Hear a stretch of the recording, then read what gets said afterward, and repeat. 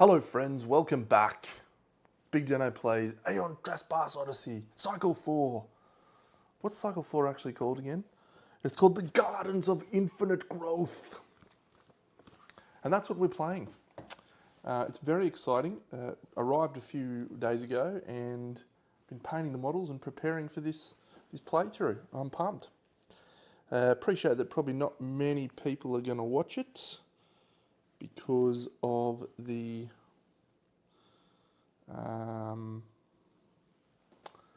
fact that it's a story, and most people are probably not going to want to spoil the story for themselves, but that's okay. We find ourselves on on day one of the timeline, and so let's nip over here to this wonderful section where you can see I have pre-prepared this timeline map, and what's even better is it's on a little thing, and so I can move it around, and I've blue tacked all the things down. So it doesn't actually include everything. There's another 2 rows on top of that. So we're going to mostly spend our time going downwards, and that's going to be great. So as per every timeline step or everything, the first thing that we do is we move the Argo to an adjacent location. We're going to go down here to number 43. I'll put a little bit of blue tack on there, so we will move to 43. It's my first time doing this, trying this out. And we have found ourselves a hub adventure, which is excellent. So we move the Argo, bang,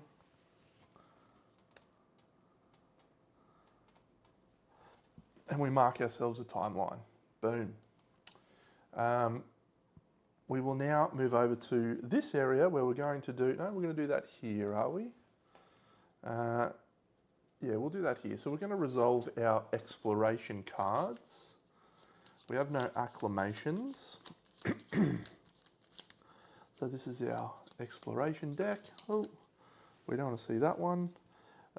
You may find a card in here that shouldn't be in here. If we draw that one, I will just remove it. You will know which one it is when it arrives, because I haven't touched this deck since I did my first test playthrough. But let's have a look. So the first card we flip is a Shattered Throne Lump. We gain 1 Burned Out Grace, which we'll find under Primordial. There it is. And then the second stack, we gain 2 Burned Out Grace.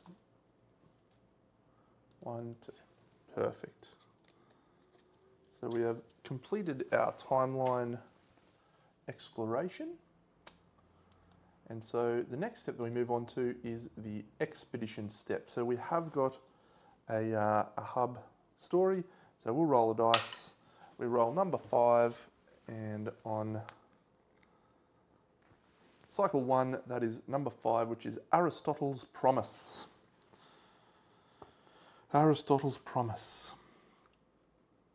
So we will go over to our adventure section. We will include Aristotle's Promise, and we're going to read Corrective Justice.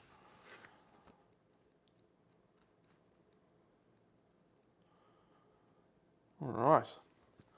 It is a voyage card. So Amorphos has... Okay, we're going to have to remove that. That's suboptimal, Deno. Suboptimal for stories. Voyage, we have just Seed of Paradise. So just Hypatia. Let's come up with a better plan for that. Oh, I should also mention that we had a couple of Fated Nemoses that we needed to add at the end of the last cycle, and so I've added those as well. All right. The famed cities of Kalu and Ashur are regarded as twin jewels of the Eternal Empire. Spared the worst of the Persian curses, the Argo travels to Kalu, hoping to make inroads with its rulers. On the 5th day of your journey, you discover a lavishly appointed tent raised directly in your path. Before it stands a woman and her servants, her palms upturned in a gesture of peace and greeting. Her face is hidden behind a golden mask polished to a mirror reflection. Argonauts, she says in a voice strangely disconnected behind the mask. The Eternal Empire bids you welcome. I am Sona, High Acquisitioner. High Acquisitor? Acquisitor. Envoy of Wealth. As she speaks, her servants remain bent-backed, refusing to look at you. You travelled to Karlu, no? Then perhaps I can accompany your vessel. I have urgent business there. When you don't immediately reply, she adds, I have brought you a gift in exchange for my passage. So we have a choice. We can invite Sona aboard, but assign a guard to watch her, which will gain us some benefits with the Cloud Thieves, but diplomacy down with the Aristotelians. Or we can tell her to get fucked. I think we're going to tell her to piss off. I don't want you in this house, woman.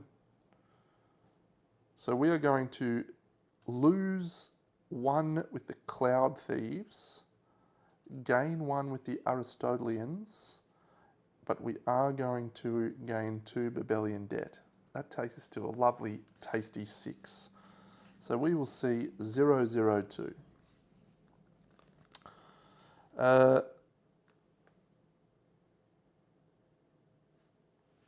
It is kind of you to offer, says the old priest, so please forgive this old man that he has to decline. Life taught me to never accept gifts from strangers. Sona smiles and bows. You escort her off your ship. Not far from where you met her, the silence of the waste resounds in the din of combat. Your titans strain against their ropes as you crest the ridge. Ahead, a ship reminiscent of the triremes that prowl the Aegean attacks a group of travellers.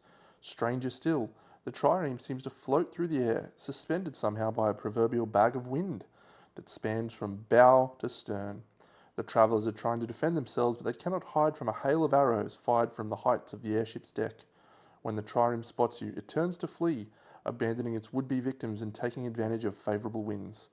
With no hope of catching the airship, the Argo's crew provides medical attention to the surviving travellers, a mix of merchants, craftspeople and soldiers in armoured breastplates and white skirts. Cloud thief mercenaries, he says. Our poor luck they caught us on the road. I am Marios, philosopher of the Aristotelian Expeditionary Force. You try to countenance the term philosopher with the soldier before you, a rank within their expedition perhaps? When he tells you they were travelling to Karlu, you offer to take the survivors aboard the Argo, gain 1 crew, and mark T4. T4.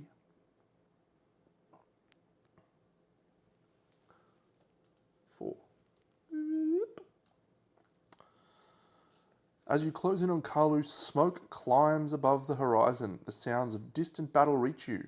Mario's brows knit together. I'd hoped to arrive in time to prevent this. These are my people attacking Karlu. Please, Argonauts, let me travel ahead and speak to them. Perhaps I can still stop the worst of this. If Marios believes he can stop them, that stops a massacre. That sounds like a worthy cause. I agree. We will do that. We will accompany Marius to the city gates. We lose a diplomacy with the Cloud Thieves. We're very not friends with them, are we? Each Argonaut gains a danger, and we gain 2 Argo fate. Argonaut danger. Paging Dr. Beats. Emergency, emergency. C005. Ahead, the city stands in 2 halves, lining a river delta. A sprawling, ramshackle slum is stacked around a dividing wall, beyond which rises a district of ziggurats and palaces. Great statues depicting a winged bull with the head of a man flank the wreckage of the city's gates. Soldiers garbed in white flood through the breach, taking their fight to palaces beyond, where smoke rises from several fires. Soldiers ride out to challenge you. Upon seeing who accompanies you, the lead rider salutes. Philosopher Marios, we expected your escort days ago.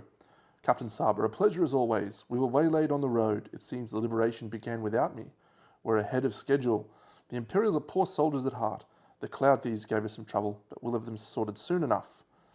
Her eyes stray to you, but Marius answers, the Argonauts saved me from an ambush. She nods uncertainly. I have orders to escort any foreign dignitaries to command. General Mardonius is sure to want a word with the famed Argonauts. Yet the way that she says the word escort makes you question if you would be honoured guests or valuable hostages.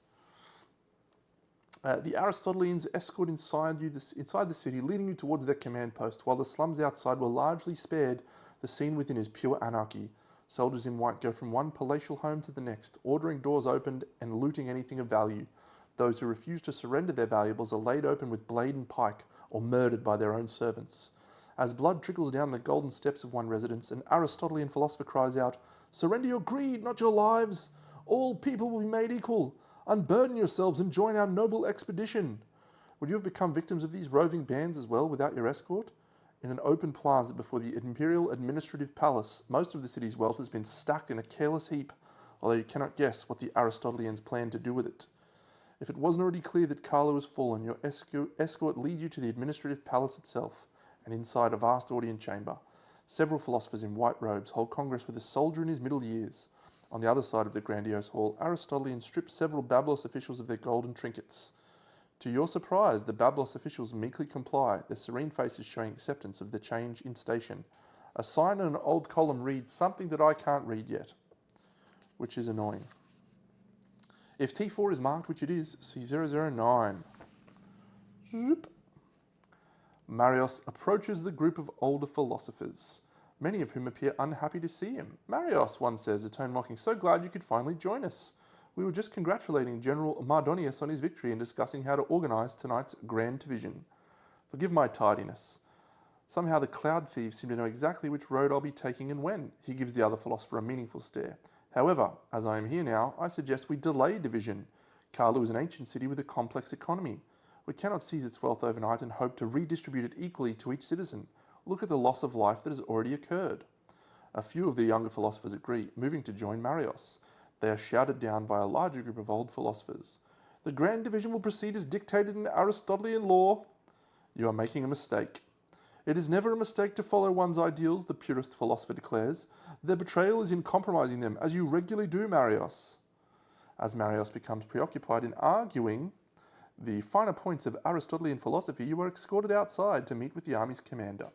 We shall make a "so" tally mark, which we will put here under tally marks, and that will become relevant at some point. And then we shall go and place a token on Inwards Odyssey. We track that here. C10. The Aristotelian commander, General Thrax, is a severe man, hair shorn close to the scalp, hands clasped behind his back as he issues orders to his subordinates from one of the palace balconies. He barely offers you a nod of greeting. "Argonauts, as eager as I am to hear what brings you here, you've come to Karlu during trying times. We've just freed this city from its imperial oppressors, but some of its wealthier citizens refuse to lay down their arms. They needn't be our enemies, but greed has spoiled them.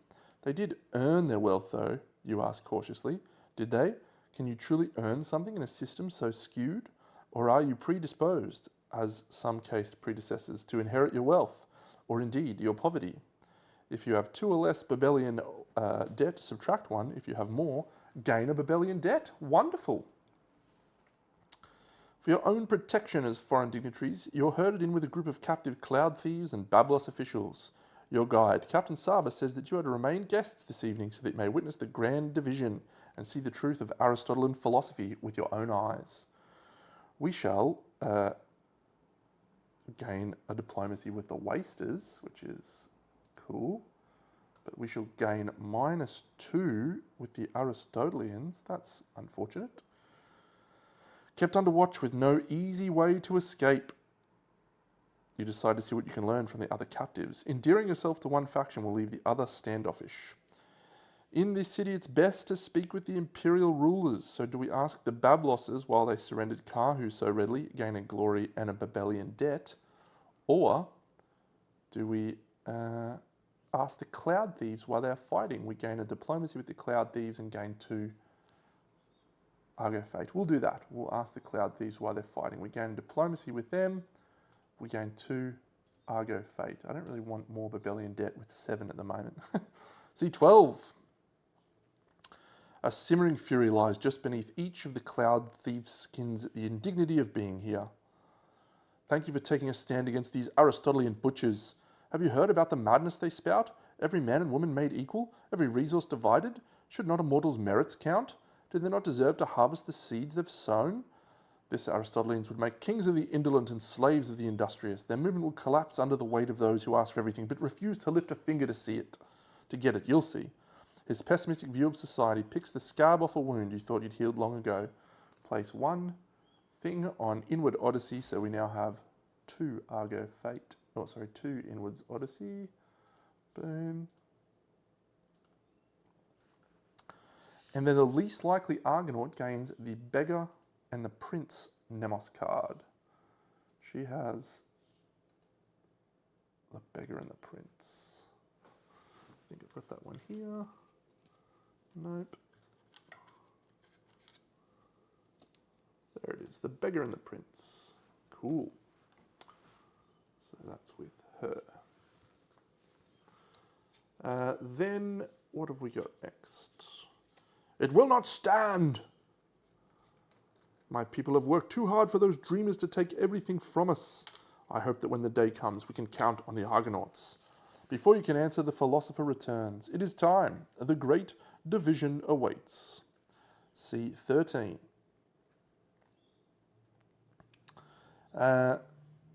You are herded into the central plaza with unmasked Bablos officials, each of their faces placid as they are marched into the open. An intense feeling of dread clouds your mind, although for what, you are not sure. A mountain of looted wealth fills most of the plaza. Around it, a huge crowd is gathered, including most of the Aristotelian soldiers and philosophers, as well as the wasters from the surrounding shantytown. Carlu's Bablosses are shuffled to one side. They kneel, palms outstretched in supplication, as soldiers stand behind them, blades drawn. A philosopher with a snowy white beard steps up onto an impromptu dais. Behold the wealth of your city, the wealth that led neighbours to turn on each other in unending quest for more. By order of General Thrax, today ends this cycle of greed. We are Aristotelian. All shall become equal under our rule. The wasters in the crowd cheer, whilst the cloud thieves and the rest of those living in the inner city stare on in mute fury.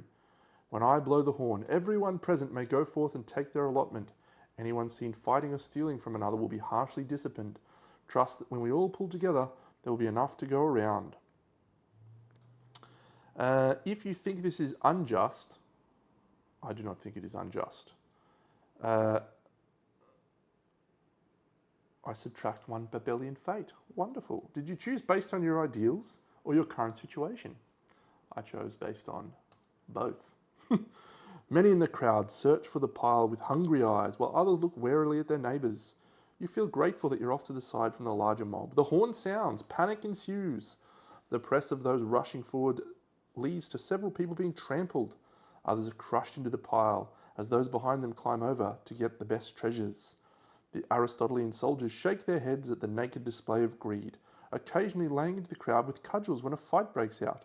The philosopher continues to roar his instructions over the tumult, apparently unconcerned for the loss of life occurring below. Then, those who were climbing the pile begin screaming, then scrambling away. The crowd begins to fight itself, some blinded as to what is occurring and pressing forward, others trying to escape. Finally, you see it. The centre of the pile of goods has turned to solid gold. The Midas curse has reached Carlu. One waster on top of the pile falls to his knees shrieking, raising a fist encased in gold as the gleaming metal spreads over his body. Calm! Calm! The philosopher with the snowy beard shrieks, spittle flying his mouth. You see him for one more moment before his dais is capsized by the tide of bodies trying to escape the curse. The gold spreads, devouring people's structures and even the very ground beneath their feet. You only have time to stagger back a few steps before the gleaming wave rushes towards you. Gain 1 progress and 1 doom. If T4 is marked, C15. The wave of gold rushes around you, and only thanks to your honed reflexes are you spared. Many are not so lucky. You force your way through the panicking crowd, trying to escape the plaza, getting to higher ground. It takes several minutes for the screaming to die down as the wave spreads beyond the plaza. You look towards the Bablos officials that were herded into the square.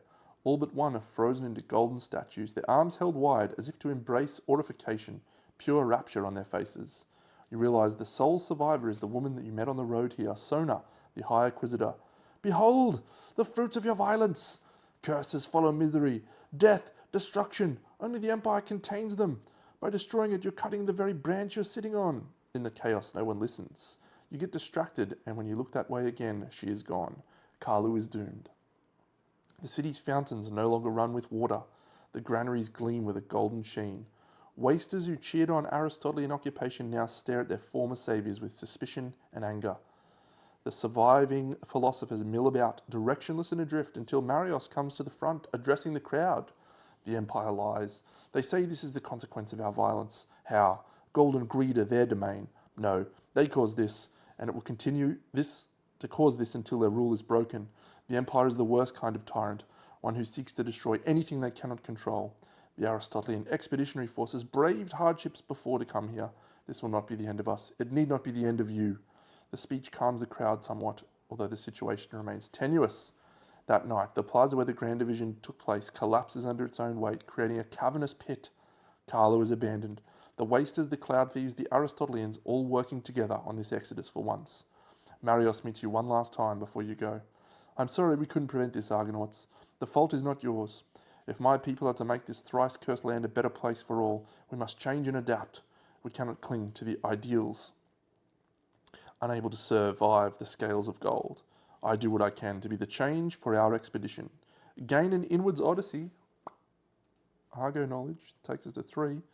And we make a Nicomachean ethics tally mark. Nicomachean ethics. Nicomachean ethics. Okay, let's go. We should actually make that mark, don't I? Boom.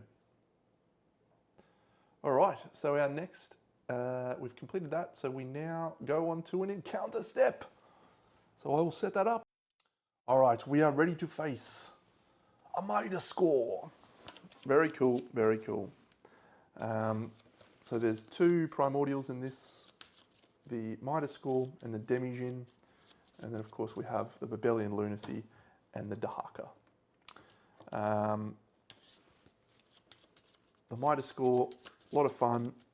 Demigin, also a lot of fun. It's good so far, this cycle. Very, very fun. So let's just review our survivors. Let's just review our primordials, our titans, and our Argonauts. So we now have the beggar and the prince over here, which allows us to discard a Midas token, which is nice. I don't think we didn't have any opportunity to craft anything, but we can actually, we're pretty close to crafting some things. Hermes Guard, Blackened Halo, and a Cursed Kaleidoscope module.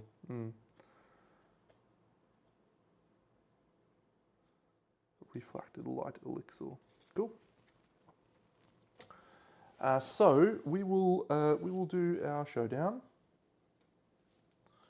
And let's go and have a look at the Midas Score's rules for his showdown.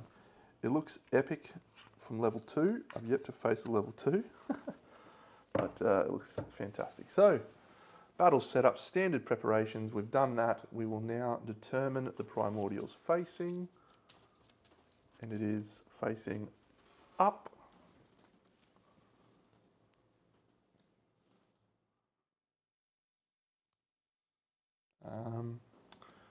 We mark the evolution track.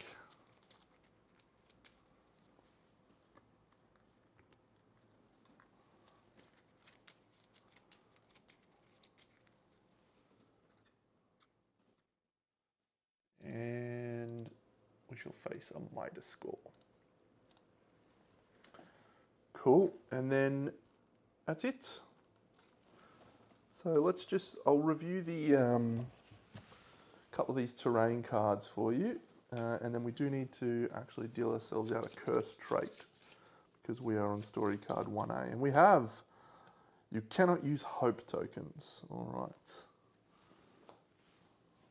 it's a pretty awful curse. We have Iron Tower, so we now have access to the Hermes grappling hooks, which gives us a Hermes move 1. So if we are on an Iron Tower, we can leap from tower to tower using our grappling hooks.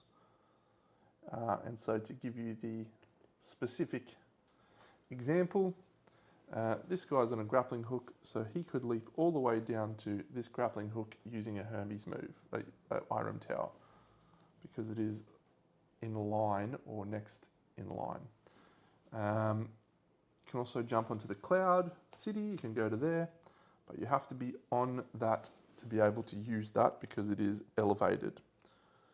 Using a Hermes move to jump from that to that. So a bit of fun, looking forward to flying from location to location. What else do we have? No, that's it. So we will begin over here. So I've shuffled all these. Let's just double check actually. Yep. So he's hit on a 9. No one has Gold Thirst Affliction. He ignores line of sight. And Imperial Impetus. Yep. So he does have a vantage point, potentially, that we can create. So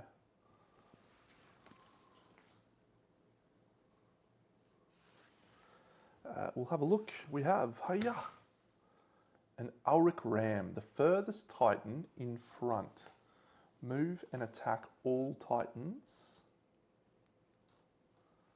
in path. No Midas. Midas 2, gain the Covetous Condition card. That's a shame.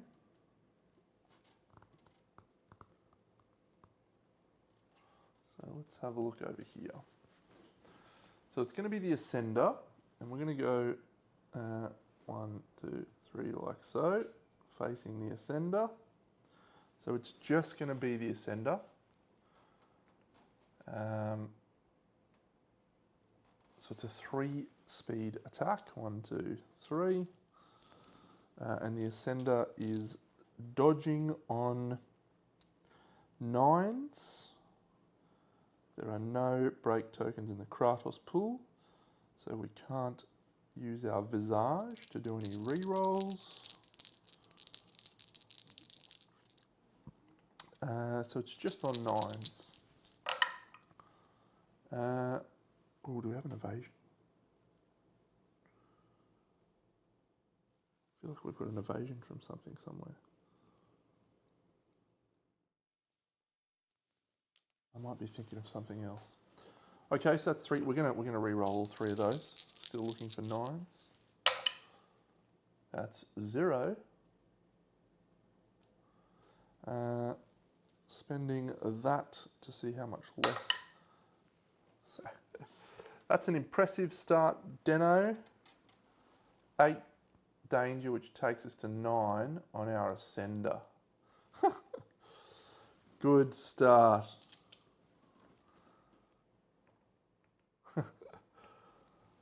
So we're drawing Grave Trauma, and it is Fused Souls. Did I shuffle that one? I may not have shuffled that one. I think I shuffled the rest of them.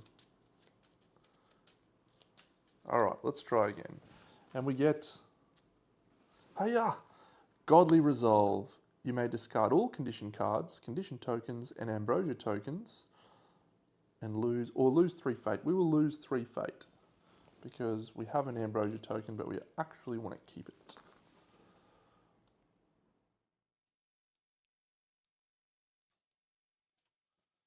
All right, so then if we have a look over here at the card, we have a knockdown. We're also gaining -2 and the Covetous Condition card, which is just wonderful. It's a very impressive start, actually.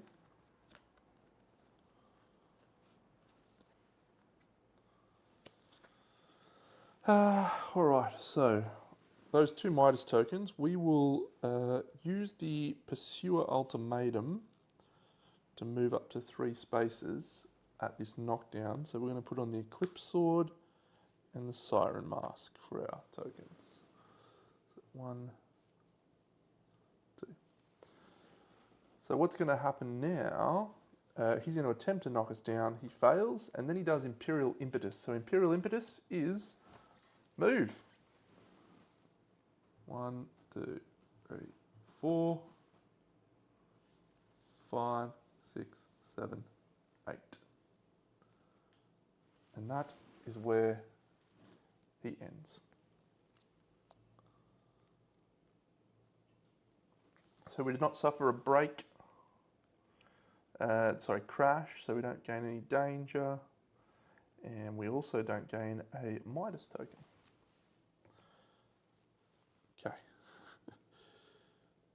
hoping for a slightly better start, but it is what it is.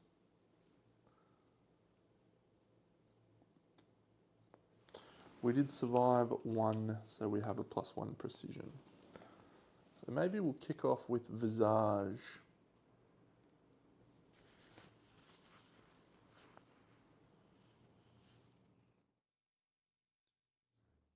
Five, it's got the whip reach too, yeah.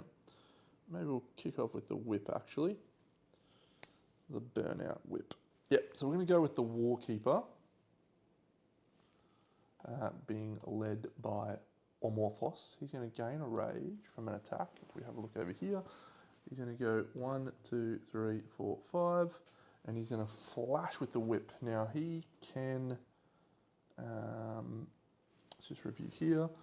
No, no. Oh, we got a block, don't we? We should have blocked. Oh well, we'll keep that for later. Yep, we're going for the Burnout Whip. So it's 3 speed, hitting on a +3, and we're in the rear, so +4. So we're looking for 5s on this roll. 6, 8, 9. Glorious start, glorious start. What do we got?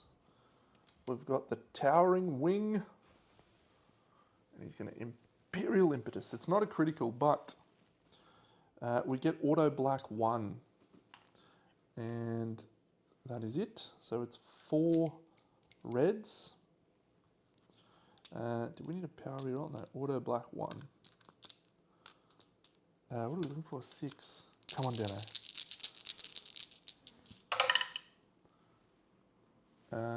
So we'll re-roll using our black token on that one. Yes. 1, 2, 3, 4, 5, 6. Get it done. So that particular weapon adds fire tokens for each hit. 1, 2, 3 fire tokens. The Warkeeper adds a break, 2 breaks on his first one, on his first thingy, and we also have 1 opening token for that. So that is a wound, and we will immediately escalate into a 2.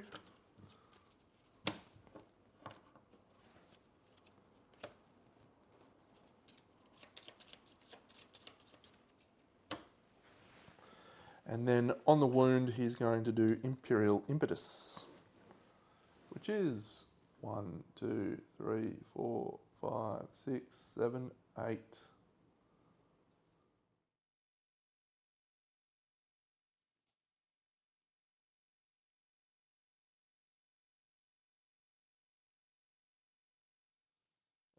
So we will go 1, 2, 3, 4 into the blind spot with the Ascender and the Visage. Actually, we probably won't do that.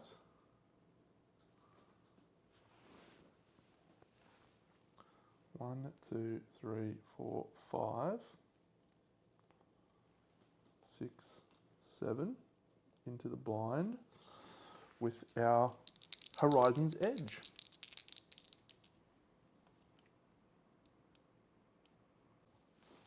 2, so there's a 1 on top. Actually, you just remembered I have to mark this incremental payment.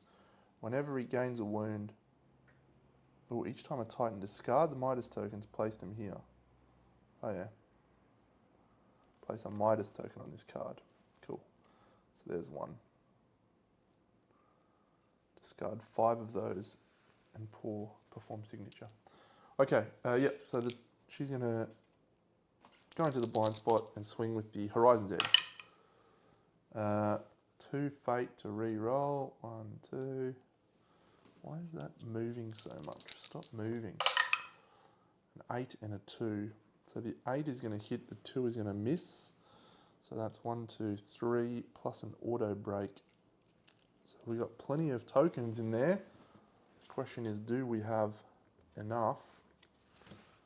7. It's going to be tough. Wound is a Midas 2. Damn. We don't have a reroll, do we? We have a power reroll on our, yep, on our Argo abilities. So that's cool. So we'll use a power reroll on our Argo ability to gain a power reroll into this black one. We're at 4, so we just need a 3. 1, 2, 3, 4, 5, 6, 7. Yep, cool. Discard a Midas token. So she's going to gain -2, 1, 2, which she'll put on this and this. She is going to gain, we don't need to use the fire. She's going to gain 2 openings plus another opening for a total of 3. And she can then reposition 4. 1, 2, 4. So she's done.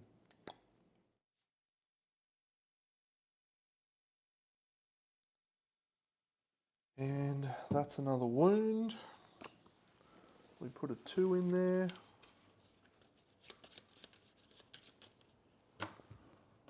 And another one in there.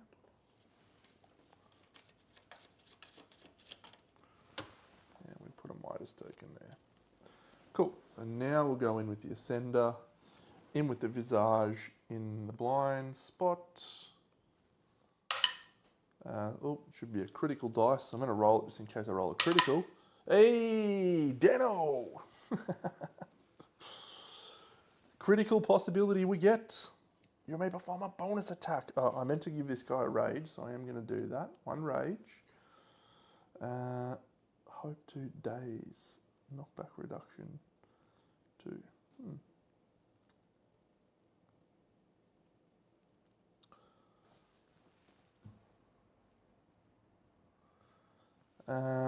Excellent. So it's the Visage. I'll just show off that weapon because it's cool.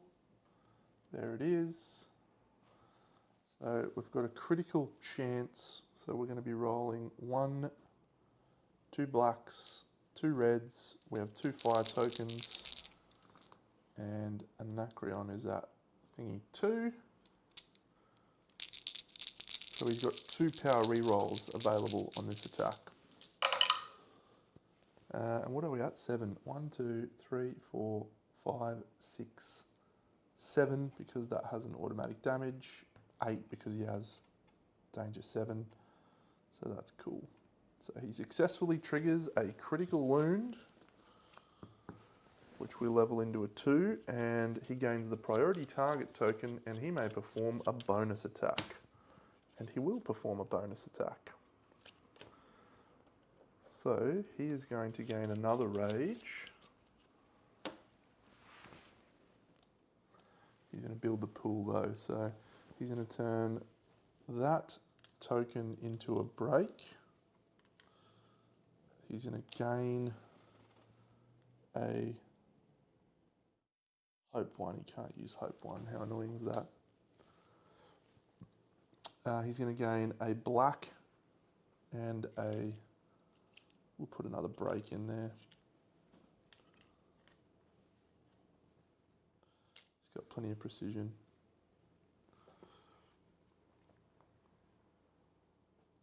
Yeah, and he'll swing again with the Visage. So the Visage hitting in the blind spot, 3, 4, 5, 6. He has 6 precision. Wow, that's awesome. He'll spend a Fate to re-roll that. Crit miss. Oh, I was almost going to tick over again. He successfully does a wound, or successfully does a hit, I should say. So something I was doing wrong in a lot of my former playthroughs was you don't ignore all reactions. You only ignore attack responses during a bonus attack. So there you go. Only 6. Oh, this guy's in trouble. He's in big trouble. We only need to hit 4. 1, 2, 3, 4. We don't even need to use any of our other tokens, so we'll do that. We can't use hope tokens because of the bleak outlook, so I won't even bother placing it in. But we do get a break and an opening. And that is all. That 2 becomes a 3. Bump, bump, bump.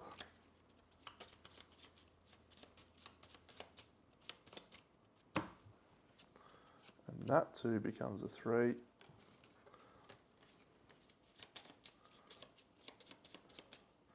And then he's got Imperial Impetus at the end of that. Imperial Impetus, move forward 8 squares.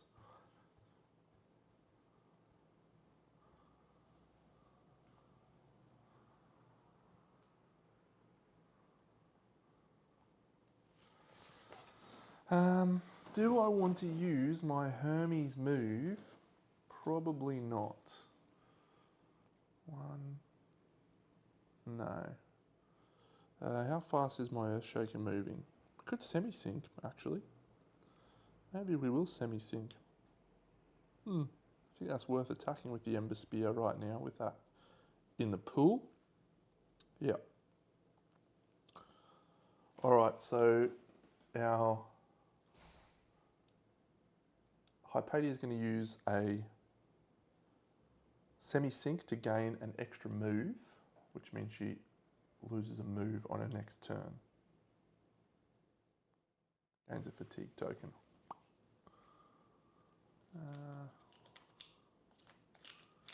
There it is. So we'll tap that, all on the floor. So we can move 1, 2, 3, 4, 5. We're 6 because of the spherical armor, 6.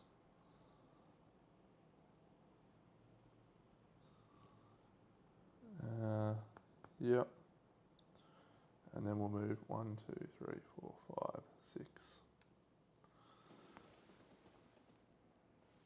6. We will use our family feud to place another break token in the pool. And we're going to swing with the Ember Spear, gaining a rage. We did that.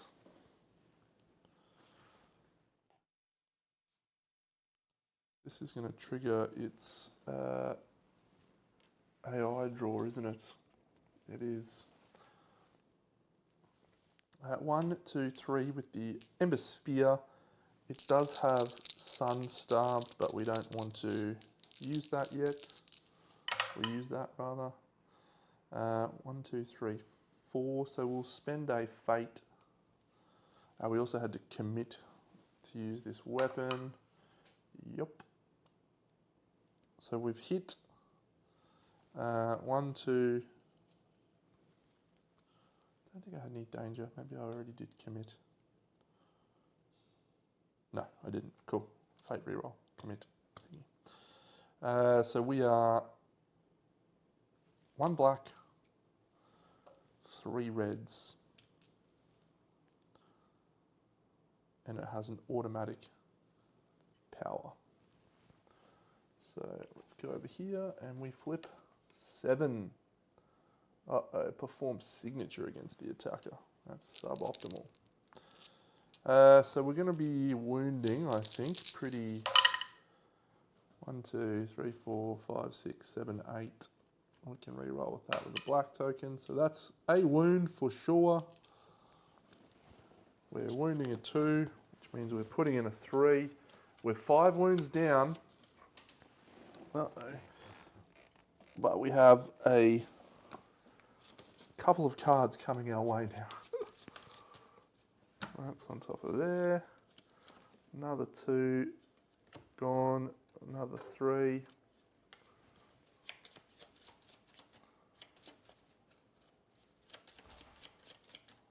All right, so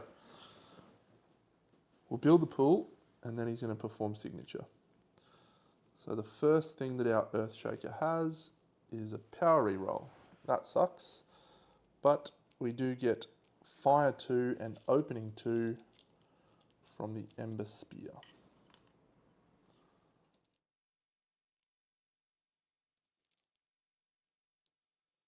I don't think there's anything else we can do.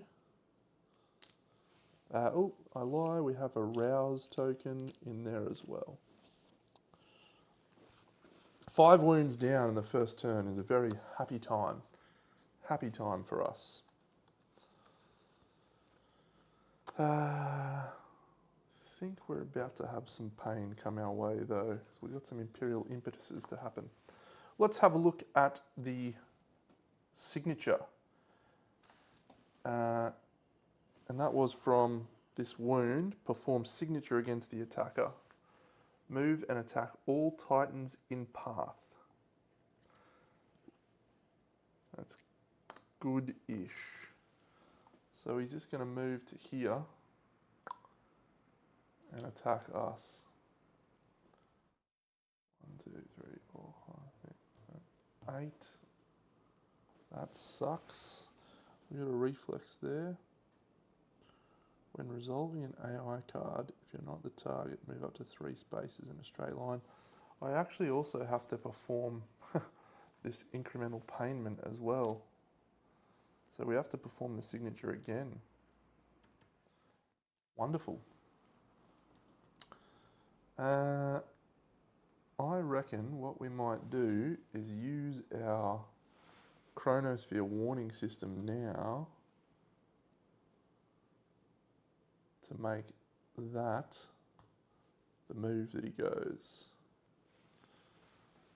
So that was at this trigger here. So -1. First of all, gain a Midas token. We'll put that on Skyreach.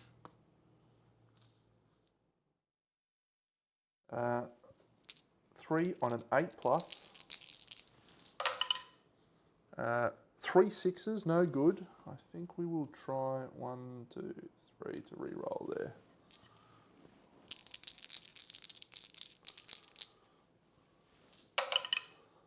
So we block 2, which is awesome. And if we can roll this, yes, no danger. So when you suffer no danger, you don't do a draw, but we do still suffer the Midas. I'm gonna have to double check now. I'll be back in a moment. Okay, so I'm actually gonna use my face shield to block the hit, which means that no danger was taken. No, we didn't suffer any hits, and so we ignore the knockdown. However, he does still do Imperial Impetus, which is he moves forward 8 spaces. 1, 2, 3, 4, 5, 6, 7, 8. So he goes to here. That knocks us down, which causes crash. So we gain that. And whenever we suffer crash, we gain a Midas token, unfortunately. So we'll put that on our Midas shield.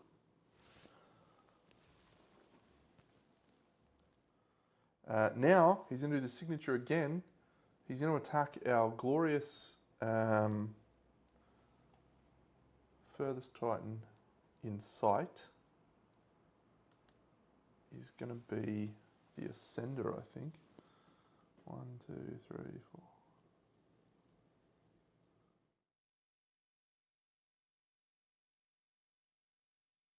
We're in a bit of trouble here,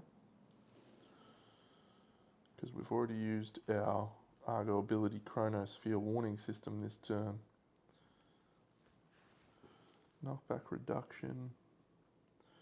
I think we can roll out. I think that means when you get knocked down, you can roll away.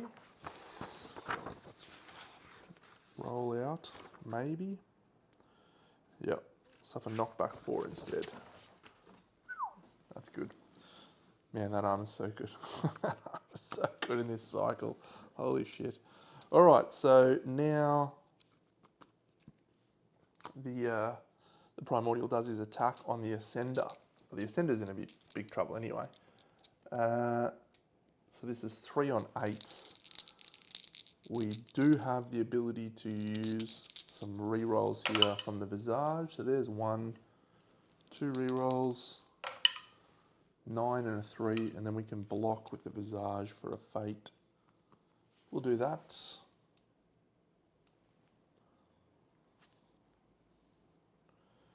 And then he's going to do his little thing. That's unfortunately going to cause crash.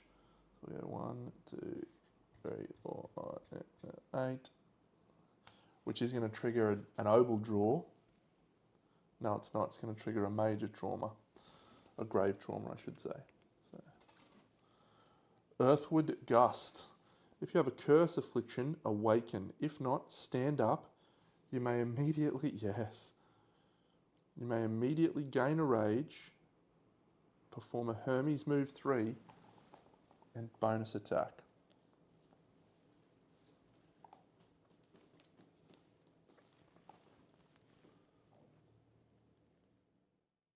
Yep, we're going to do that. So Hermes move 1 to here, Hermes move 2 over to here.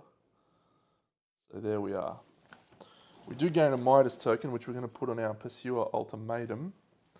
We're going to unexhaust the Visage, and we're going to attack with the Visage.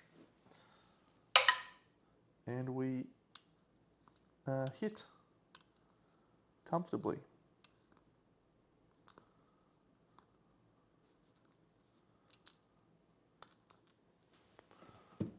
Which is bad for this guy, good for us. So we will not critical. We can't spiral. But we are rage 4 now. That is awesome. 1, 2, 3, 4, 5. Because of our thing, we survive another one. What do we need? 6. 1, 2, 3, 4, 5, 6, 7, 8. Midas 1, and we gain the Covetous condition card.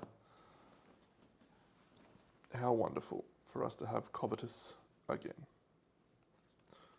We already have it. Oh, what happens if you get it? If you gain this condition, flip to Greed Crazed. When you place tokens in the Kratos pool, you may only place half. I've definitely not done that.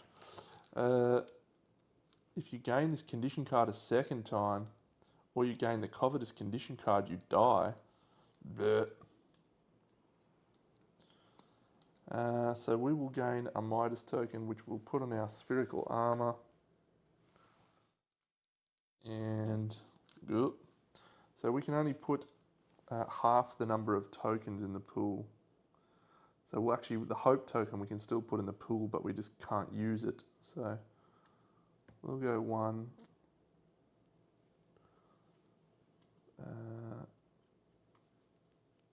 2. Oh, we're actually 5. That's nice. So it's going to be 2 blacks, no fire, 1 opening, and 1 break.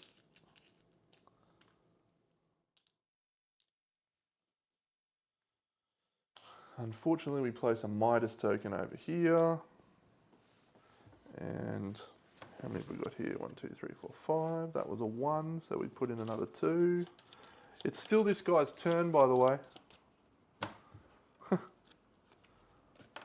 So he's going to be drawing his AI card. Actually, no, that was our turn.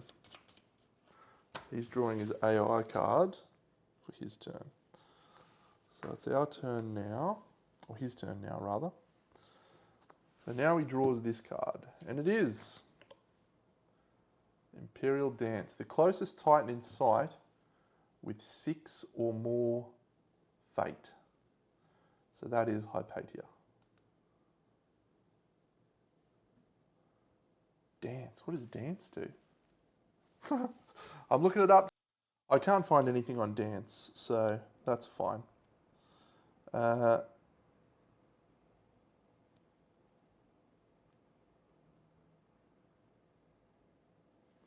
Right, so that I think I follow now. Dance, gain the Covetous condition card. Once again, it's nice for this person to gain another Fated Nemos.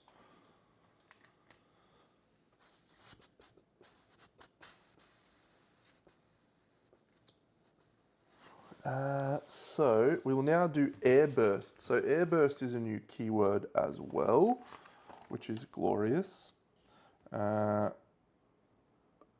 Suffer knockdown and knock back 1. It is going to do another AI card. Don't love that. Every affected Titan gains 2 Midas tokens. Shit, a brick. Turn the Midas score in a random direction. Okay. So 2 Midas tokens is going to potentially kill our Ascender. I don't have Hermes thingy to let me run away.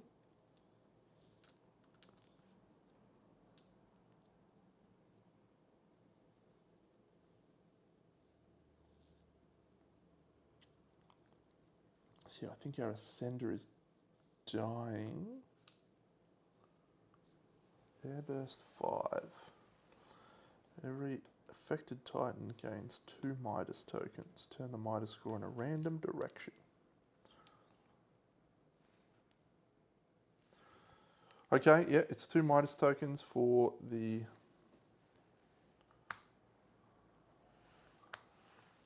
that guy.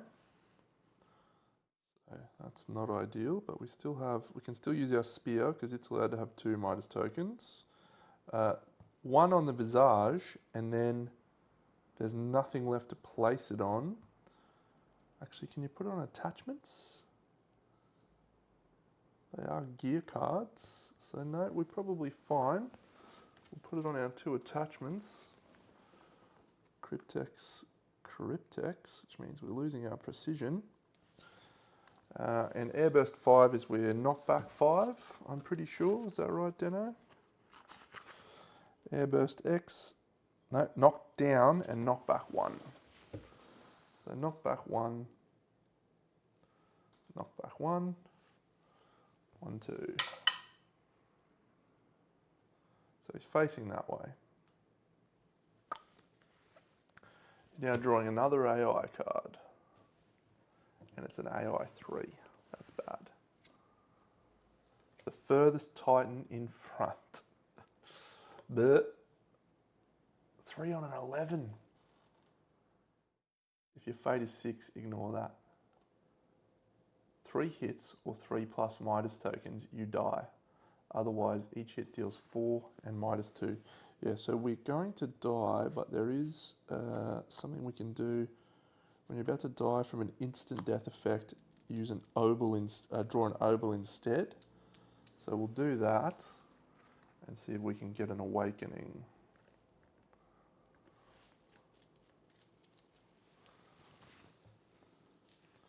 Let's flip that. Pretty sure you can still use those when those tokens are on them, but I'll actually check that later. It's this one, and it is, you die! Can we awaken? Awaken! Oh, it's cocked. Come on, awaken! It's a 1, it's the opposite of awakening, our Ascender dies. That's a shame, Ascender dies. Running out of Titans now. So that's it. Oh, that's a laser attack. I wonder if we can dodge that. Don't think so. How many wounds are we going to do? 1, 2, 3. We're going to do 4 more wounds. This guy now gets his stand up, but has a thingy move, so can't do anything. So we're just going to sacrifice their other action to gain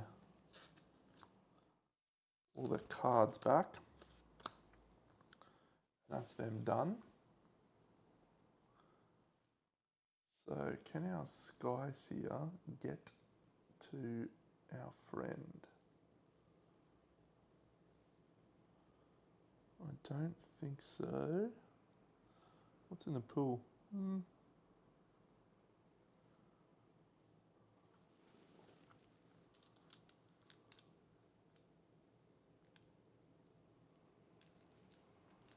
Yep.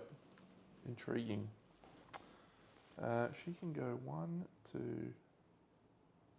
1, 2, 3, 4, 5, 6, 7, 1, and she's just out of reach. So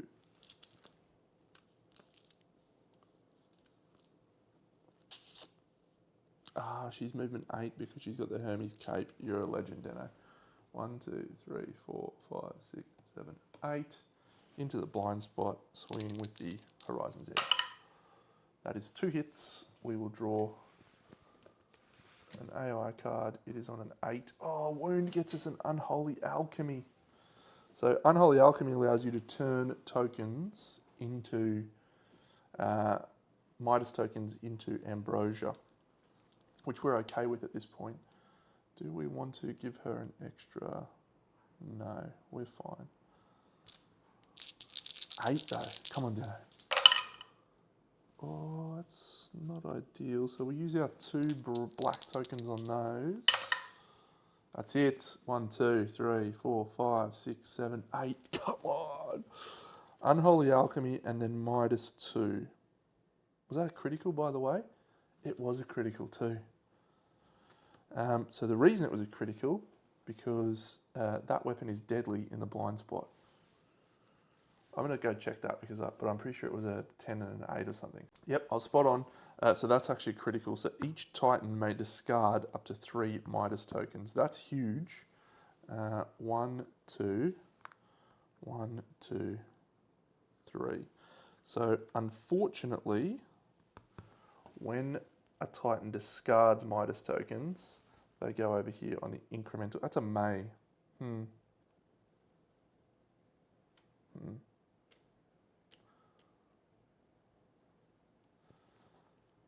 No, that's fine. We'll do that. And he gains a wound, so that's worthwhile, I think. So he's about to do his thing again.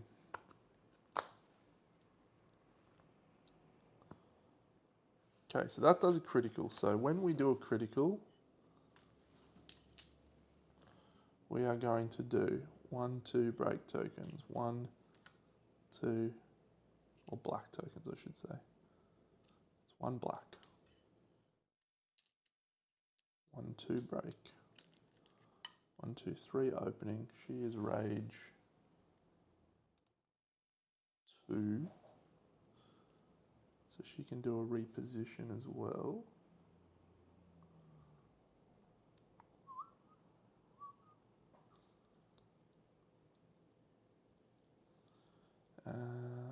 Break 2, opening 2.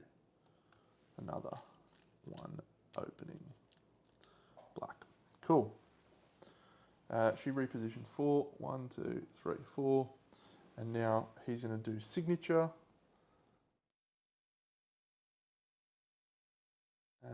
Which is going to be the furthest Titan in front, so she'll actually go this way. So he's going to go for that guy. 1, 2, 3. Midas Ram. 3 on 8s, targeting the Warkeeper. 1, 2 evades, and he'll use the face shield to block, which means he crit evades. He's then got a crash, and he gains a Midas token. But we can use our Pursuer, which we will. So we're going to move to there. Chronosphere warning system. He evades the knockdown. He evades the Imperial Impetus. It's now his turn, so that's good. We're going to give him a rage. So he's at 2 rage, and he's going to move into the back and swing with the face shield in the blind spot. Come on, Dino. Crit it again, son. Crit it again. I love being me. Deal an additional single wound. Oh my God, that is awesome. It's only 5. 1, 2, 3. 1, 2, 3, 4, 5. Okay. So the Warkeeper's putting 2 breaks. The face shield's putting a break. We're also putting an opening. And we're also pushing that buffhead back.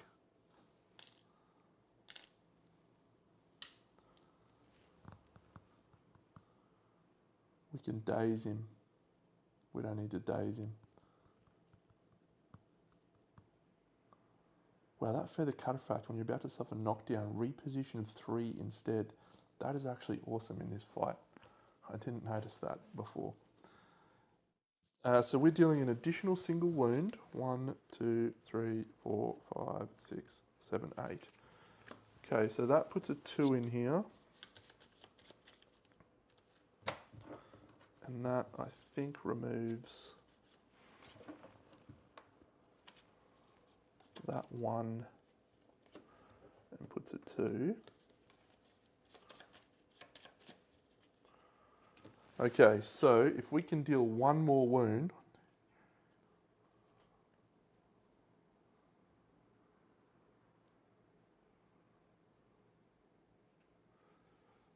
on a 3,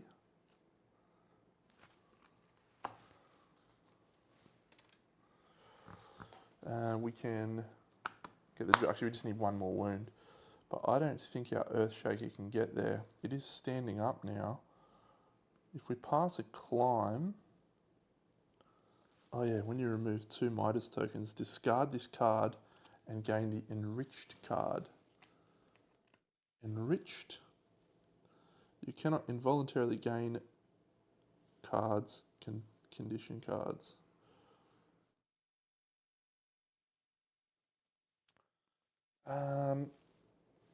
So if I climb this, I can do it. Oh no, that was this turn. I was doing nothing. That's right. So yep, that's done. We had Greed Crazed, so we're getting a Fated Nemos. It's a shame. No, that's it. So it's his turn. He draws this card, which is Golden Drool. Closest Titan in front, there isn't one. Closest Titan in sight, it's actually the Earthshaker. Yep. All right, it is going to be the Earthshaker. So he is going to move. The Midas score is moving. It's a range attack unlimited. Our fate is 5 or higher, so it's difficulty 9. Interesting. 1, 2, 3, 4. Difficulty 9. We can re-roll 4 of these. Block. So we'll just re-roll these 3, or evade rather. No. So we'll block 1. So it is a total of 3 danger each. So 6 danger, down to 3. 1, 2, 3. Which for the Earthshaker is a major trauma. And we get Flood of Memories.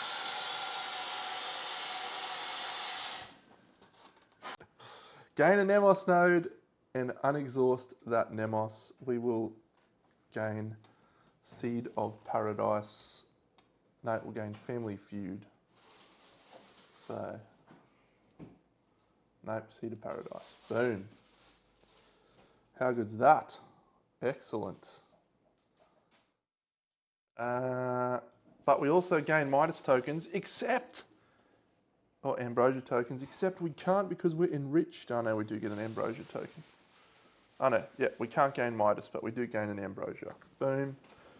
After attack, Airburst 2. So Airburst 2, range 2, knockback 1 and knockdown. However, our Warkeeper is going to use the Feather Cataphract with 1 fate to suffer reposition 3 instead. 1, 2, 3. And that's it. All right, that Warkeeper's just got to do it with his face shield. Is there anything we can do? Yep, the Ascender. Oh, she's dead. That's a shame. Yep, so we'll actually do the Earthshaker. Going to place another break token in the pool. And not doing anything else, I don't think. Yep. So we're just swinging with the face shield. It's a 6, which is a hit. Come on, Deno. Come on. Oh, it's a 3 though. 9. We can get 9. Critically just dies. Love that. 9. Come on. 1, 2, 3, 4, because we're a war keeper at level 4.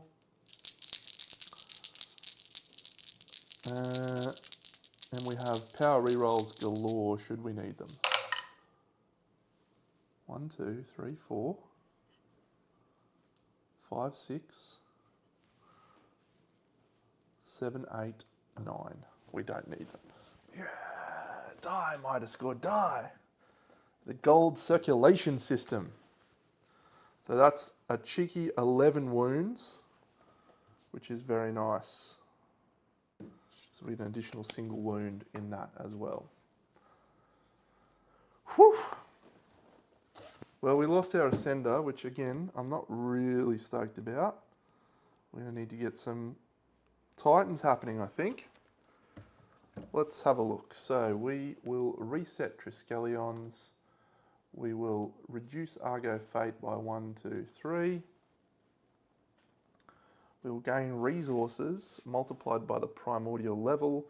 We didn't critically wound the Midas Score core. Let's go over to our Titans. So we're losing our Ascender.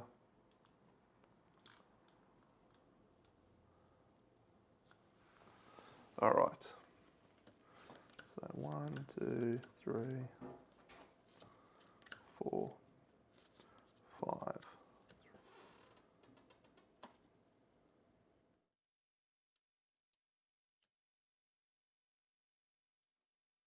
Yeah, got a wound 11 through. That's awesome. So 1, 2, 3, 4, 5, 6, 7. Mutable Ambrosia.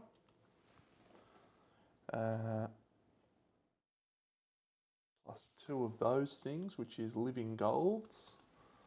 Plus another living gold. And 2 cursed bloat sacks. Exceptional. Shuffle exploration cards and move forth. I shall just go and set up and then we will clean up and then we'll finish the turn.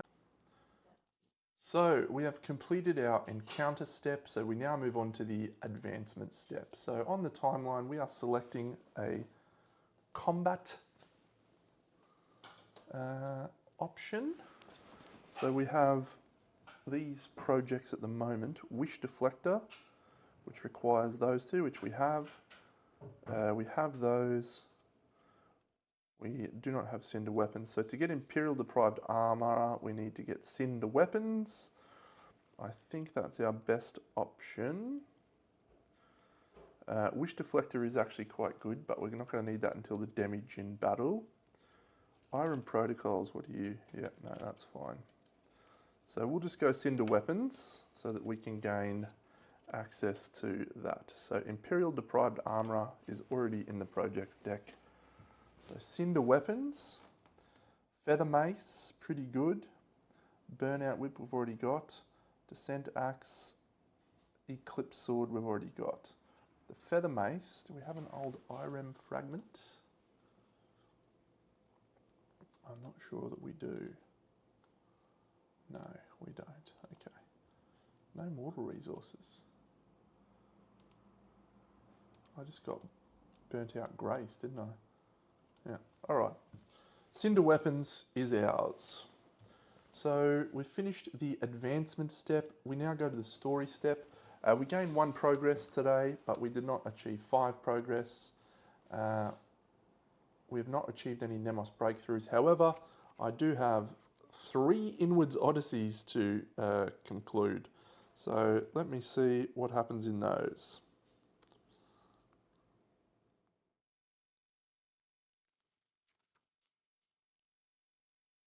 Ooh, cool.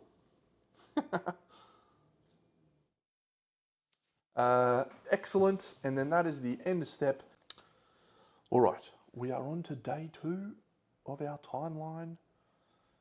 Let's bring up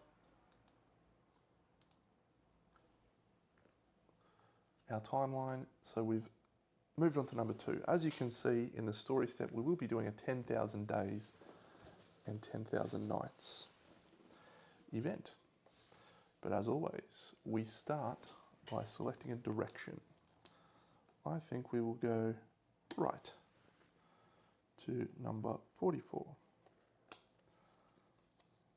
Oh, it's a doom and a progress.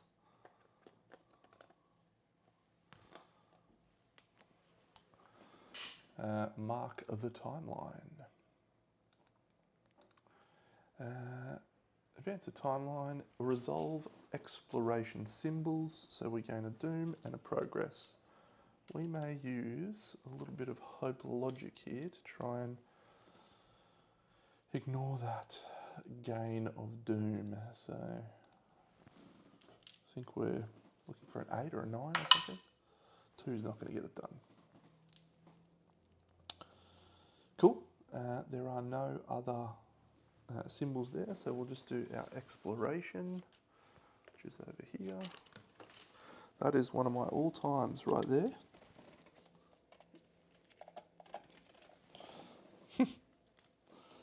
All right, let's try that again. All right, the first one is an Imperial Outpost. We gain 1 Imperial Scroll resource. And the second one is an Aristotelian army. Let's have a look at our current relationships.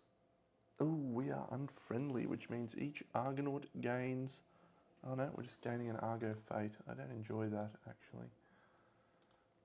That's not great. That's removed until the next timeline battle, which is a fair way off. And we gain a Blackened Halo. Plenty of Blackened Halos. Oh, not a... That's it.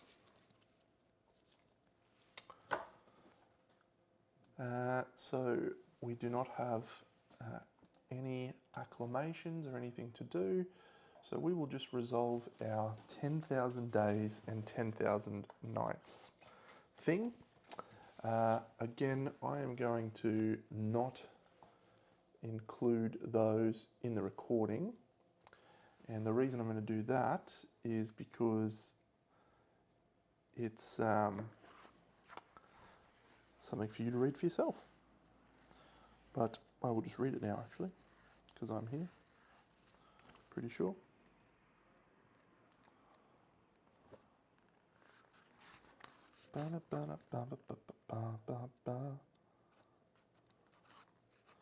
Right at the end. For anyone looking, it is just before the Nemos breakthroughs, I think. There it is. Cool. We have nothing else to do. We have no encounters. We have no research. So we will move on to the next one. So we will move down. A glory. Boop. 1 glory.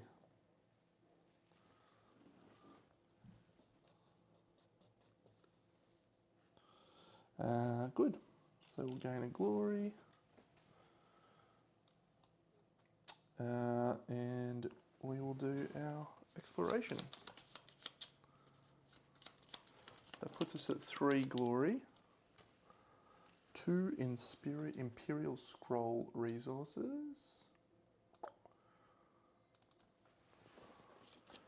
And a symbol that doesn't mean anything yet. Oh, that's actually awesome. We gain a Titan. We need a Titan. I'm feeling good about getting a Titan right now. So that one stays in there. And a Babylonian contraption. And something may happen if that happens in the future, but it doesn't happen at this point in time, which is good. Great. So this time we have a advancement. So we have both a structural and a combat one. So if we look at our structural techs, 10 map explored tiles, don't have it. We do have Curse Exchange, so Merchants of the Waste is available. Plutocratic Democracy is available. Plutocratic Agents is available, as is Law Mora and Superior Titan Breeding. That lets us get one of the good ones. Don't probably need to worry about that yet, although we did just lose our Ascender. Curse, so this one is, okay, this one is Persian Trader. City Negotiation. Yeah. I reckon we will go with Law Mora. So it's a save that we can potentially lower our Babylonian debt gain. And that adds Curse Economy Basics, Persian Investigations, and Sustainable Oasis. So that is Law Mora. For our combat one, so we have Wish Deflector, which is a very useful one to gain Wish Armor, but I think we're going to face the Midas score, so we probably don't need to worry about it yet. Imperial Deprived Outfitter, I think is our go, or Armourer rather. So we'll add Outfitter and Archimedean Baluster. Outfitter.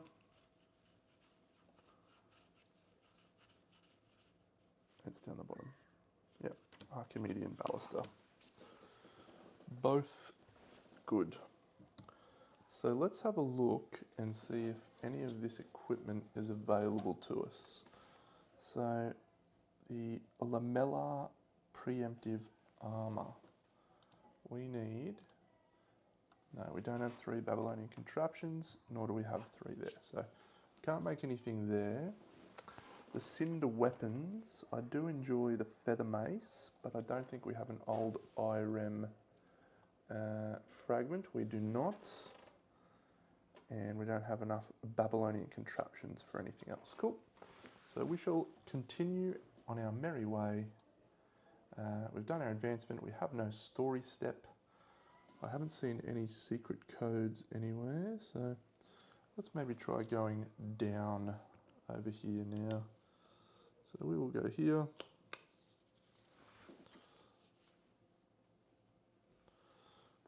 It's a good one for Deno. We've found a city, and we've also found a Titan, but no glory. So timeline, step 4, we move, resolve exploration symbols. So we will gain a Titan, which is a Persian Dreamwalker. Just sorry, I didn't mention, but I also added a Dreamwalker and a Firestarter on the timeline using our strains breeding. Next step is the exploration deck. So we get 2 Blackened Halo.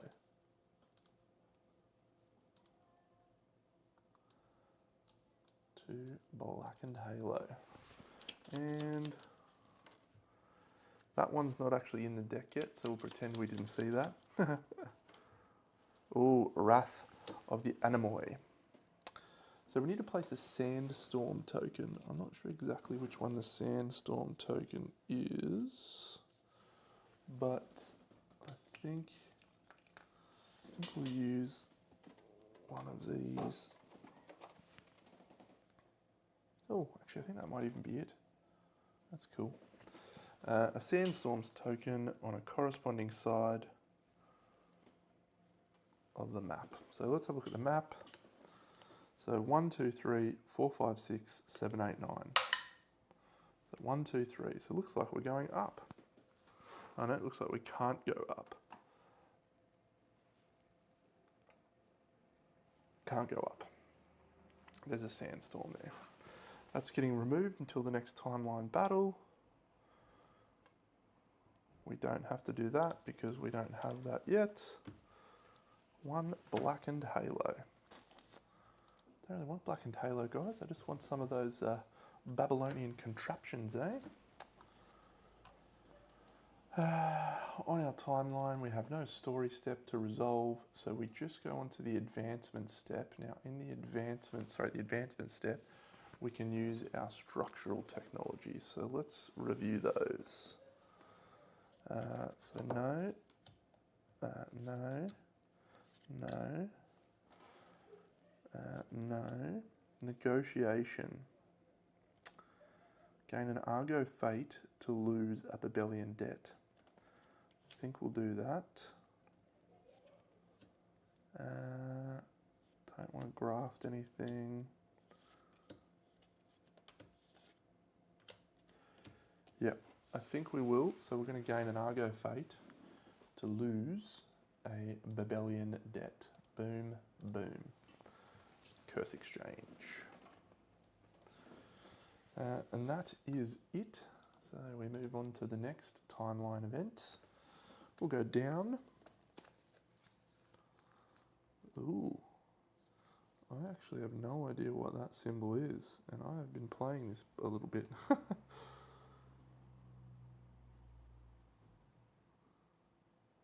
We can't go that way.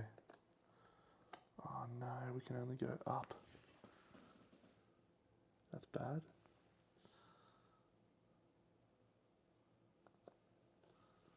That is bad, but we do have a story hub there, so we'll move across, and we can always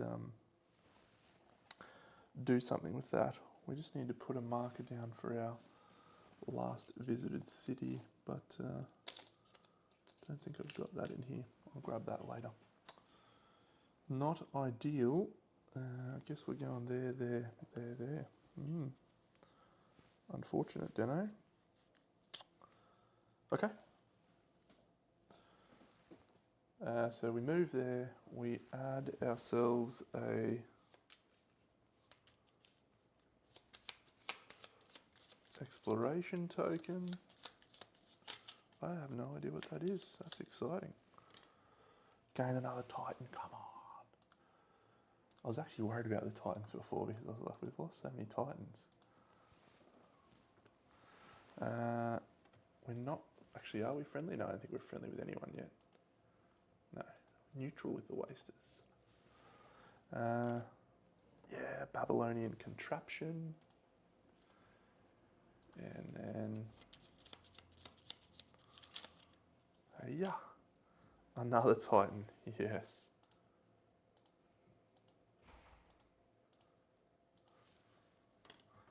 Two Babylonian contraption, yes. So I think that actually means we can make something now. So that's done. And we shall go on to the story step. Our expedition encounter.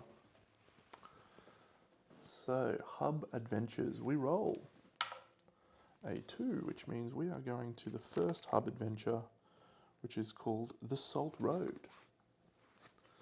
Oh, I definitely didn't put another Irem City on that, but that's okay. Adventures, the Salt Road. It is a gilded fundament.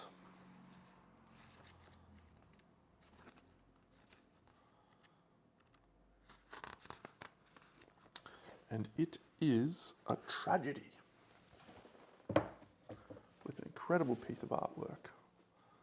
Let's have a look. That's a bad turn of events for us to find ourselves surrounded by a storm.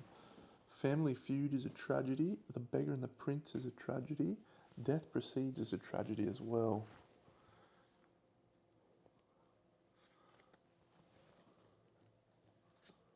No, Is that a tragedy? No. Okay. So, Argonaut Amorphos. Tragedy. Cersegard. Tragedy. Hypatia. Family feud. Tragedy. Really got to get some of these breakthroughs going. The level 2 abilities is where those things really start to come alive. All right, we shall read Gilded Fundament. The golden palace shines like a beacon in the desert sun, its reflected light blinding to mortal eyes. And there, in its shadow, a shanty's town spread like a fungus, far more decrepit and makeshift than the glimmering splendour above. You move through these dusty streets, keeping a low profile. People of Ecbatana. An army officer of some kind stands astride a stack of crates, her armour functional yet dull and warm. You are being taken advantage of. The Eternal Empire is using you to prop itself up while you are given next to nothing. Such harsh criticisms from a stranger in our lands. Clad in garish yellow robes, face hidden behind a smiling bronze mask, the Bablos, an imperial official, seems to appear from nowhere. Who are you to make such accusations, outsider? I am Elenaeus, Justicar of the Aristotelian Expeditionary Force. The soldier declares boldly, we have come here to free these people from under the boot of your regime.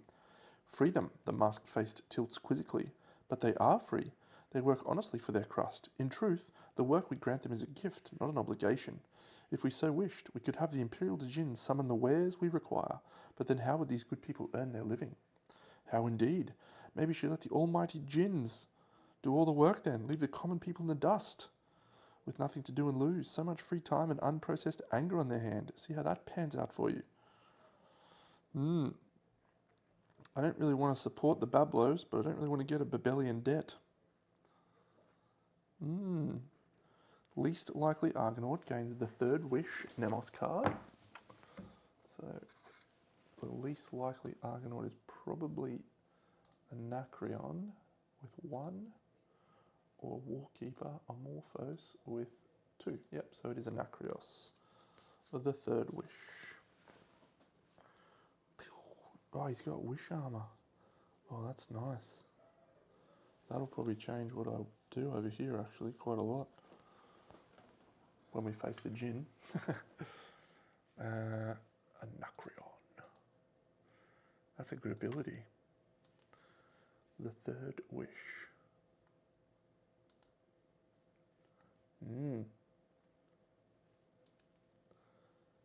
He's got 2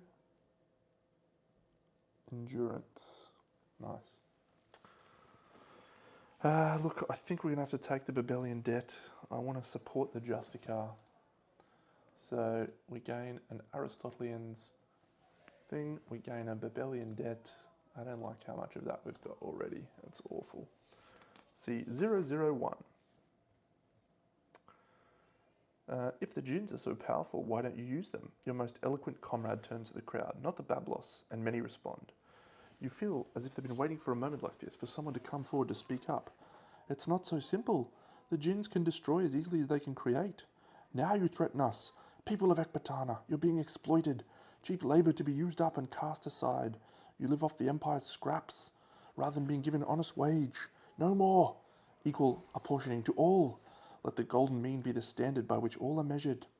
The Bablos is silent for a moment, the unmoving bronze features of her mask taking on a sinister air. She raises her hand, and mercenaries spring up amongst the crowd, weapons already bared. Shouts of alarm arise from the townfolk, each echoing through the polis. The Bablos was prepared, her forces in place all around Ecbatana. As the polis descends into chaos, the Empire using as a pretext to weed out the seditious element, while the Aristotelians try to incite a full-blown revolt. And in the middle, the populace, frightened and confused. Do we encourage the Wasters to side with the Bablos? We lose stuff, and we subtract a Argo Fate. Or do we support the Wasters, a place on the Argo? We lose, and we gain a crew. We don't need a crew. The Wasters diplomacy +2 would be very nice, because I think that takes us to friendly. And that could be pretty useful indeed. Tricky, tricky.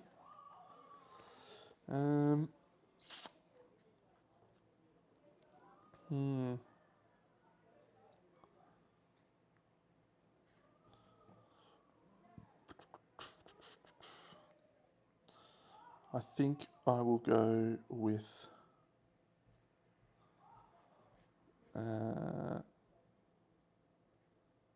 I really would like to get 10 cursed derelict resources actually. It's 8. Gain 10. Encourage the wasters to side with the Bablos and protect their town. This is a tricky call. Because I still don't really know who's in the right, and probably no one's in the right. That's the way this game works, but we lose diplomacy with the Aristotelians and we gain with the Cloud Thieves. That's much of a muchness. Let's go with the first option. Let's go with Wasters Diplomacy 2, 1, 2. Aristotelians Diplomacy -1. And we gain a crew, which is irrelevant. Moving quickly, you order your crew to find any and all willing civilians in the settlement to bring them to the Argo. You use Titans to corral the crowds and shield them from the thickest fighting, for they are practically invincible to conventional weapons. Eventually, you are forced to pull back to spare your own crew any bloodshed. It is then you realise the city has been infected by the Midas curse for some time, insidious streaks of gold making their way through the shanty town, where some of your Titans touch them. Lose 2 Titans. But we just got 2 Titans. That's bad. Oh, I've got Pygmalion stones. I could have kept my... I'm going to use one of my Pygmalion stones to keep my Titan from dying, which is my Ascender. I've got to remember these things. It's been a while since I played the game. Give yourself some slack, Dano. We'll keep our Ascender. He's too good. Ascender. Okay. Done. Alright. Smoke rises over the palace city in thin columns as fires spread far and wide. You hope it will be over by dawn. The following day, the fighting has ceased and the city is slowly recovering. The Bablos, caught by the Aristotelians trying to flee the city in a treasure-laden Syro-trireme, is now proudly displayed in the central square, hands and feet locked in the stockade, while the word profiteer hangs over her in a crudely daubed sign. Passing her by, you ascend to the palace, where a proud Elanaeus is overseeing the dismantling of the ornate gilded gates. Inside you find, you're not sure what you're expecting, but it wasn't this. No signs of habitation, just pristine unused hallways and elaborate technique, devices you not fully comprehend. And instead of a wish-granting djinn, you find a dozen or so chain-deprived, their spent kin. Before you can investigate further, you are called to the city's agora, where the grand division is taking place, the redistribution of the city's wealth. Your part in the city's fate now, no matter how small, has earned you an equal share in the reward, as well as those from the city who now take shelter from the Argo. The Aristotelians, while merciless, are unfaultingly fair in their practice of division. Mark Z5. Okay, that's Z12, don't I? So Z5 is marked. Gain 8 cursed derelict resources. That is awesome. Alright. Perfect. And then make a conquest tally mark. Don't enjoy that. Conquest can't be good. Conquest.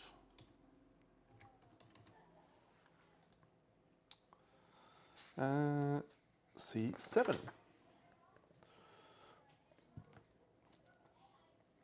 As night passes tensely, the Argo no, that's the wrong one. Here we go. Among the wealth of the palace city being redistributed by the people to the deprived, a fact that makes you rise in protest. You treat them as commodities? This is your equality? These deprived have voluntarily indentured themselves to the city, possibly pay for some debts. They are not treated as commodities, their contracts are. Their strength will be of use now more than ever. No, we'll take them and help you rebuild instead.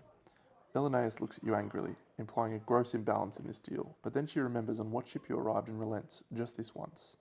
Lose 1 Argo hull or 12 resources. We will lose the Argo hull at this point, we're fine. Make a so tally mark. That's good. So we're 2, excellent. Once outside the polis, you release the deprived from their bondage. The giants don't quite understand the deal you've made, clearly at a loss, but they do not question it. You ask about the Imperial Djinn. There was no wish granter in Ecbatana, one of the deprived offered. I have never met one in my life, being born spent. That is our light, for aeons of wasteful wishes. Why did your Bablos pretend to have one? You know the answer already. The same reason they have fancy palaces, gilded robes, and that cumbersome jewellery. It announces, I have and you don't. In this case, I have the power to get what I want without you. Convince these people they could be replaced, that they need you more than you need them, and they get too scared to stand up for behind themselves. As you leave Ecbatana behind, you imagine how different things will be now without the spectre of the Djinns hanging over the polis. Gain a glory and return to the voyage phase. That takes us to 4 glory, which is great. And let's have a look at our... Yep, so it's another combat thing. So we don't have Imperial Deprived Armourer. We don't have Wish Deflector, so let's get Wish Deflector. Yeah, we've got that, and it leads to Imperial Deployed Outfitter. That is a ability to gain Wish Armor as well. So multiple ways of getting Wish Armor. I might not need that now though. We'll keep that over here just in case. So I think we can now look at one of those things, which is the Lamellar Preemptive Armor. Do we have the living gold that we require for that?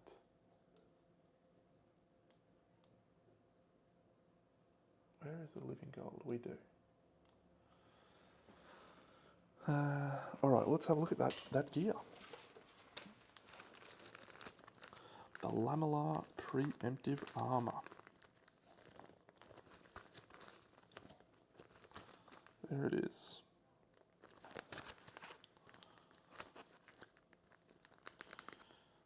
Okay. So it gives us Strike Back 0, which is not a rule I came across. Wish Armor again. An additional evasion, which is nice.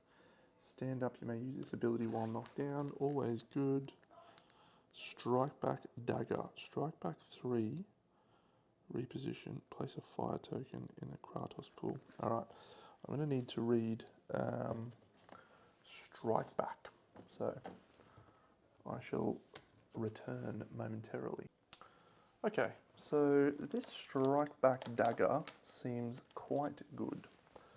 So Strike Back is if you fully evade an attack, you may immediately move up to the distance of the Strike Back value, and then you may make an attack, giving up your combat action in your next turn to do so. So you don't get a free attack, but still pretty good. Yeah, not too bad actually. A reroll is there, but it's 4 dice, which is actually quite at +3. So I think we're going to make a Strike Back Dagger, 3 Babylonian Contraption, and 2 Living Gold. 1, 2 Living Gold, 1, 2, 3 Babylonian Contraption, 1 Strike Back Dagger on our books. That is the end of that day, and so we will move on to the next day. Unfortunately, we find ourselves going back up.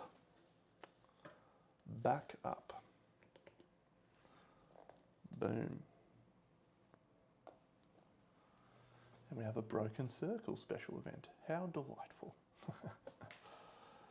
So that, I forget when we resolve those. I think that's in the story phase. Let me check the thing there. Story progression, resolve story events noted on the timeline. Perfect. So I think we have the option to try and get another Titan from that, don't we? If we're gain a Titan's name, we used to have an ability to, if you gain a Titan. Yep, I'm sure there's one, but I'm not going to waste it at this point in time because we've got some Pygmalion stones up our sleeve. So we'll just do this exploration. Beep, beep, beep, beep, beep.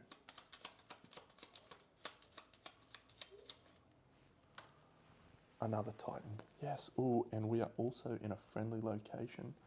So we gain 1 rage as a group.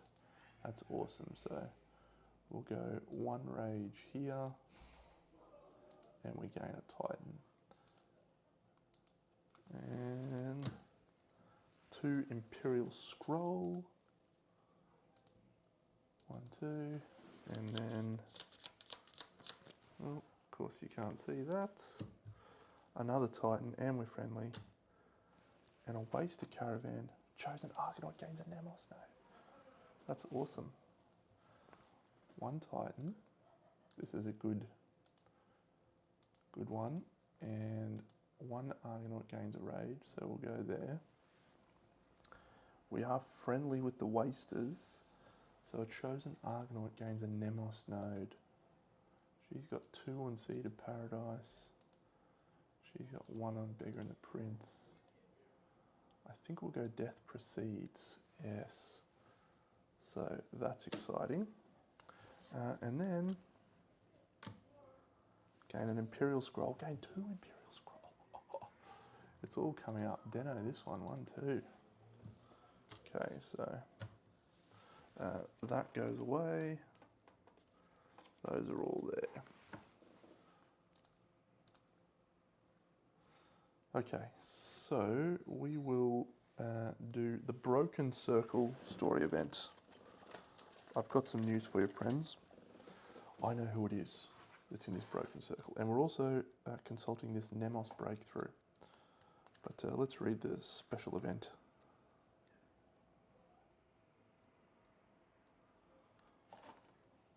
And it is Broken Circle. Spawn the Dahaka 4 map tiles away. Add the inescapable fate, Cackle, to the exploration deck. Cool. Didn't know that was coming.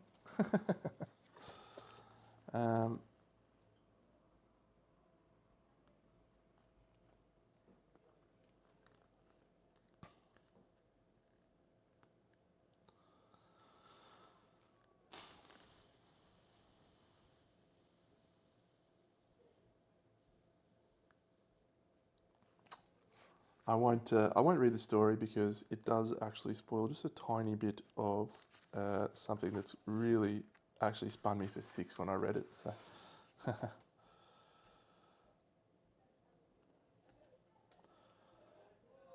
Very good.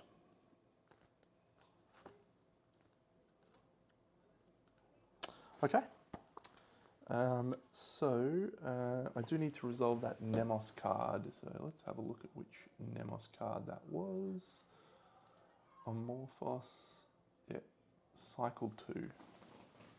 I kept my cycle books out just in case, and I feel good about that decision. And this one is called Death Precedes. M005. Gain a rage. Excellent.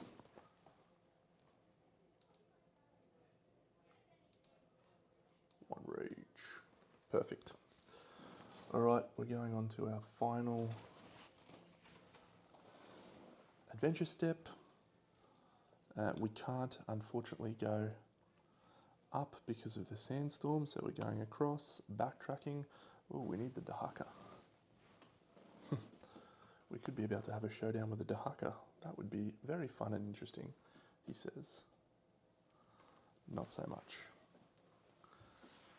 Nothing on that tile is unexplored, so we will mark the timeline and we'll do our exploration step. We get 2 burned out grace. We are not denounced. And the Dahaka moves.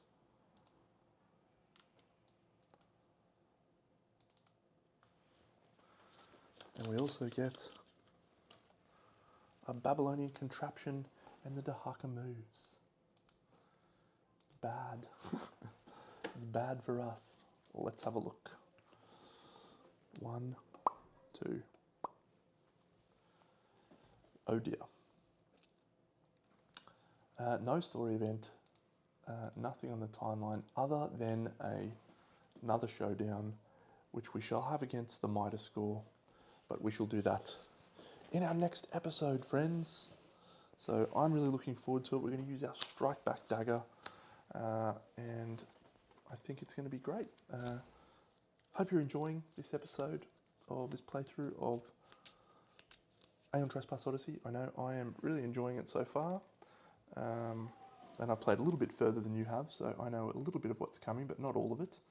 And yeah, I'm really enjoying it. These primordials. I didn't get to do it a lot in the last fight, but you will hopefully see the next fight against the Mitre score. We will get to use some of those Irem towers a little bit more and use our Hermes grappling hooks. So cool. I look forward to catching you in the next episode. Big 10.